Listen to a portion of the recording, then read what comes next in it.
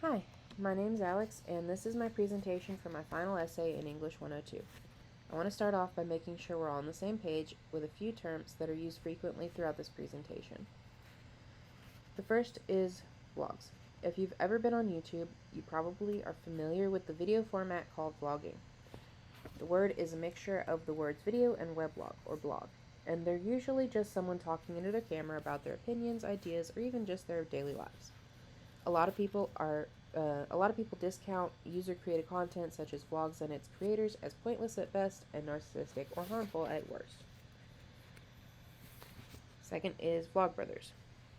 One of my favorite examples of why it's wrong to write off career YouTubers as pointless, narcissistic, or harmful is the Vlogbrothers, Hank and John Green, who have proven over the last 12 years that real-world value can be created in online spaces between strangers by average people.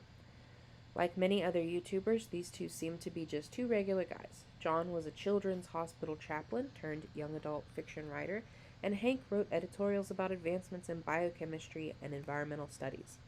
Neither of them had any training or experience in the performing arts.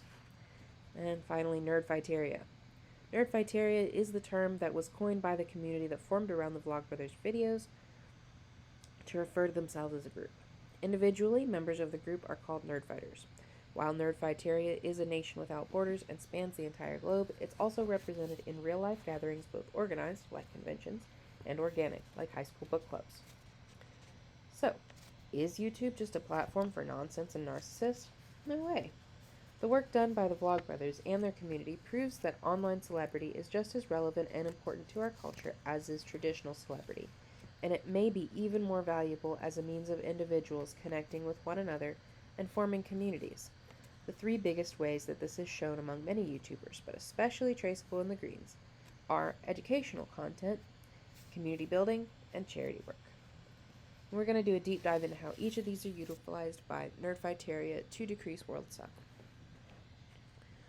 So, one common argument against YouTubers is that user-created content is just a blind leading the blind situation, because you have a bunch of amateurs who aren't classically trained, and so their videos probably aren't useful. Some people might even say that user-created content is damaging to our culture and damaging our traditional forms of entertainment. The example in Nerdfighteria of how wrong this is would be the projects by Complexly. Complexly is a production company started by John and Hank when YouTube.com piloted a sponsorship program to help creators who were on the verge of leveling up start their small businesses. The production company has a ton of different projects, but some of the most notable are SciShow, Crash Course, and The Art Assignment. These programs are known and widely used in traditional classrooms because they're founded on the principles of partnering with reliable sources like PBS, of making classroom-appropriate content, promoting fact-checking and internet literacy skills, and of hiring and commissioning teams of experts in history, literature, science, and art to write, edit, and consult on each episode. Okay. Another argument against YouTubers is that online communities aren't as real as physical communities. But as we've learned really quickly through all these lockdowns, connections can be made using technology that many of us take for granted. Nerdfighters prove the validity of online communities in a number of ways. Some examples of this are Nerdfighteria itself, NaNoWriMo, and Nerd and VidCons. Nerdfighteria is constantly growing more diverse as well as more inclusive according to annual Nerdfighteria census. While this is a self-reporting project, hundreds of thousands of responses each year show a trend of members finding more and more meaning and value from their participation in the community. Nerdfighters have for years organized their own local chapters in reading and writing clubs, most notably with NaNoWriMo, which is National Novel Writing Month, a nonprofit that makes a cooperative game out of reading and writing. For several years, one or more of the rewards and pep talks have included content created by John as a main sponsor, and Nerdfighters participate so heavily in NaNoWriMo that most districts also have chapters specifically designated for Nerdfighteria. NerdCon and VidCon are yearly conventions for the Nerdfighter and YouTube communities, respectively.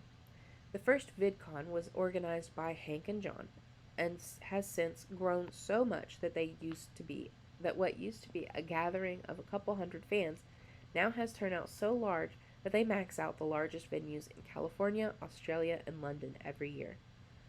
NerdCon, which is relatively smaller, still sees turnouts in the thousands.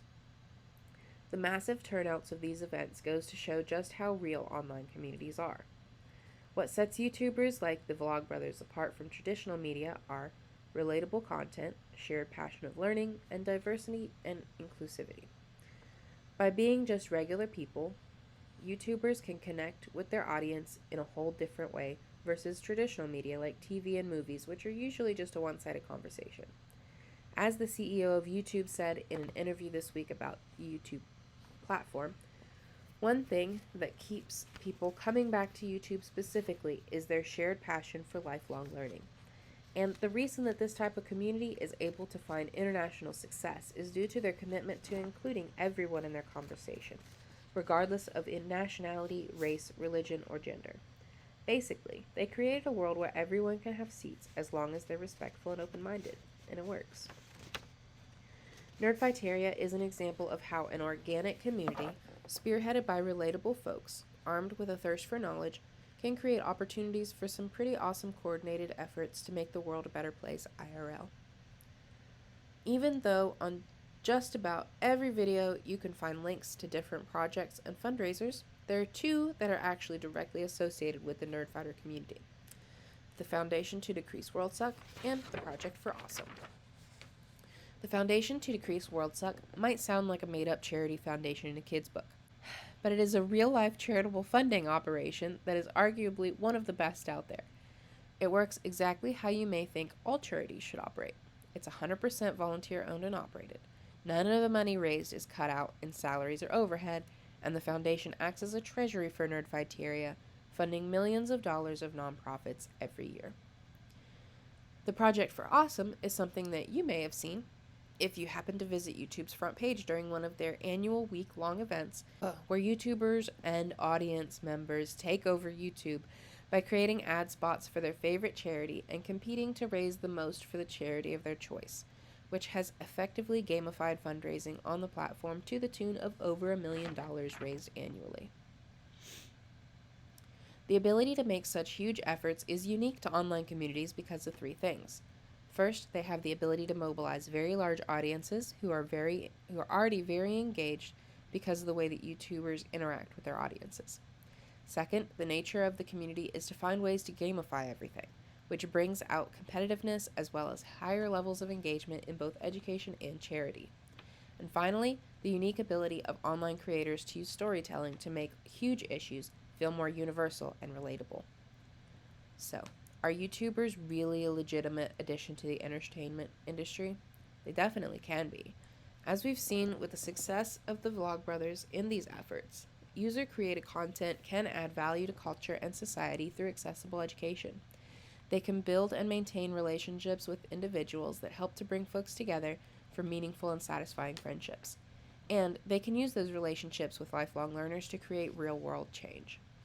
The Vlogbrothers are just one example of how unironic enthusiasm and a passion for lifelong learning can do absolutely remarkable things.